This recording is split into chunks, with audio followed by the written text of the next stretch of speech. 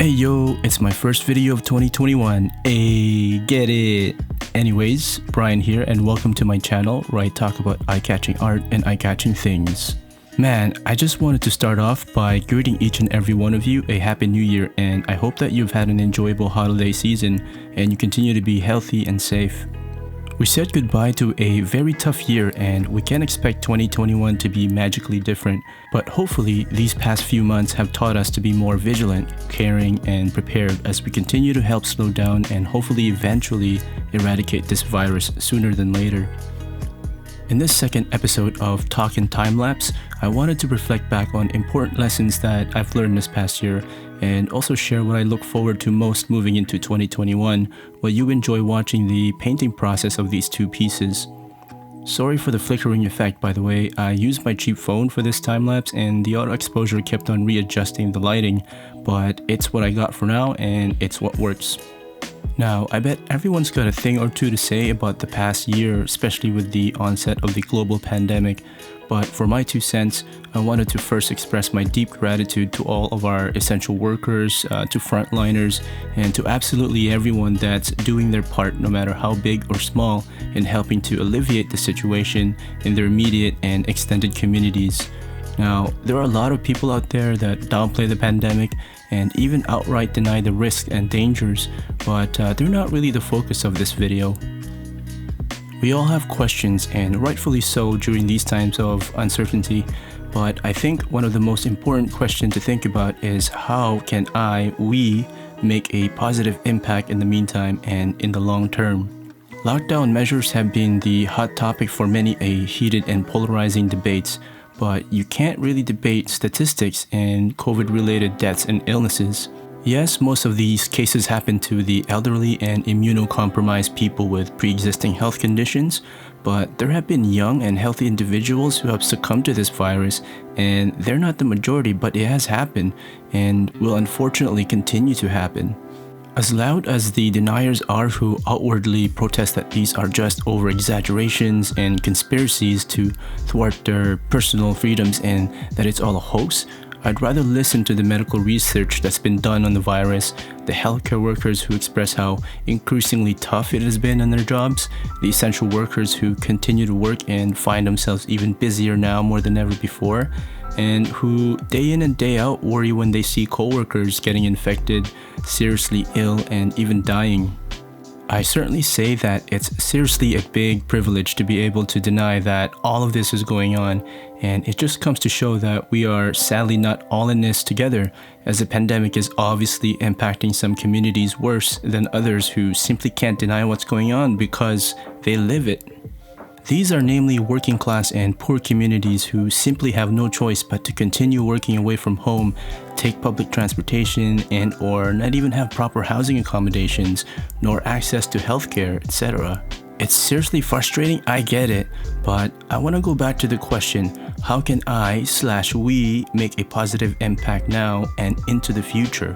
This is a question to which we have multiple correct answers, like taking health and safety precautions seriously, making sacrifices and lessen physical, social gatherings whenever we can, contributing and getting involved with mutual aid activities, keeping updated and sharp with a bunch of concrete issues faced by our communities, and keeping pressure on governments to do better for the most at risk to COVID-19 infection.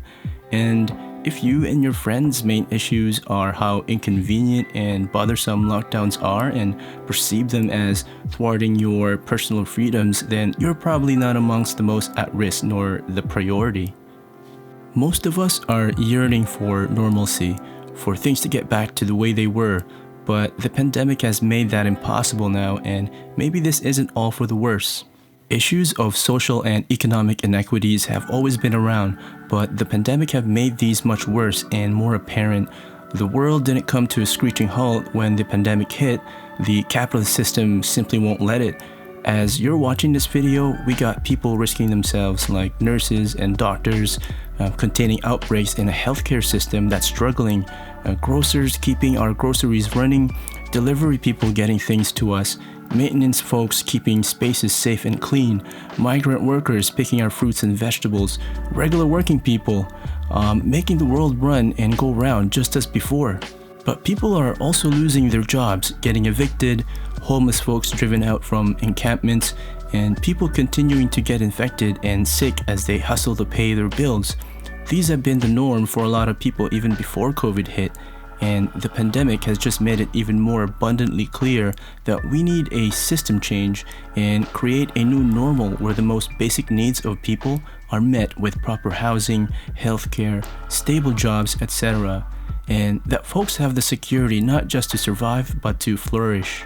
So what indeed will our contributions be? How can we make a positive impact now and into the future? It'd be interesting to know your thoughts on this by sharing them in the comments section down below. Now, like millions of others, my livelihood as an art teacher and muralist have been affected by the closures and lockdowns. But one of the silver linings, at least for me as a community organizer, a visual artist and creative, is that there's more time for me now to create and hone my craft in the visual arts. And I can't take any of this for granted because, as the old saying goes, time is literally gold. I've been involved with community-based and politically left-oriented organizations for some years now, and they've given me purpose and grounded what being an artist means to me.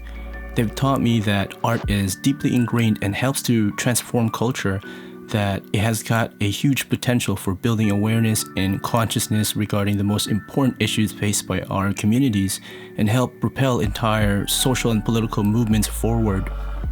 This is beautifully encapsulated in the book The Necessity of Art by the author Ernest Fisher, stating that in a decaying society, art, if it is truthful, must also reflect decay, and unless it wants to break faith with its social function, art must show the world as changeable and help to change it. This is the philosophy and practice that I strive for as a growing artist. It challenges me to create art that is not only relevant to me, but reflective of a collective of people, discernible and accessible to the masses, rooted in community, truthful and transformative in conveying community struggles. This definitely deserves its own video or perhaps a series of videos, which leads me to talk about some of the things that I look forward to most as a content creator going into 2021. I'm really excited about growing this channel, and it is a new frontier to me to be able to share my content, reach people, discuss and engage with viewers about art, politics, culture, small things, big things, whatever. There are lots of unknowns, but that's a huge cause for excitement for me. I'm just pumped to take part in it, learning how to do it with impact and finally getting a clearer vision of the things that I'm really passionate about and could be contributing here on this platform. It's daunting, yes, and at first I couldn't help but to compare myself as an artist to so many great other visual artists here on YouTube, but I figure, heck, it's really not helping to think in terms of competition, and really I should be thinking in terms of contribution, especially right now in the time of global pandemic. We're spending more time on social media and consuming more content than we ever did before, and I want in on the action. Now, the biggest underlying inspiration for me is ultimately my community. There is so much to share, so much to talk about and create for. Hashtag Filipino art, hashtag Filipino Canadian, hashtag community, hashtag art and politics, hashtag political art, hashtag progressive art and culture, hashtag painting time-lapse, hashtag how to paint this, how to paint that.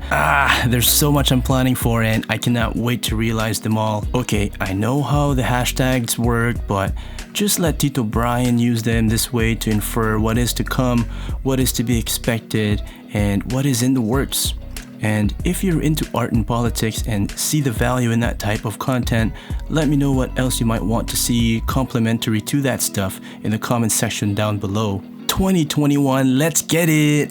Thanks for staying until the end. Please don't forget to like, share, and if you're interested in any of those hashtags or just appreciate eye-catching art and eye-catching things, please do consider subscribing if you haven't already. And lastly, don't forget to hit that notification bell to get notified of future uploads. Thanks for watching, Happy New Year, and see you next time.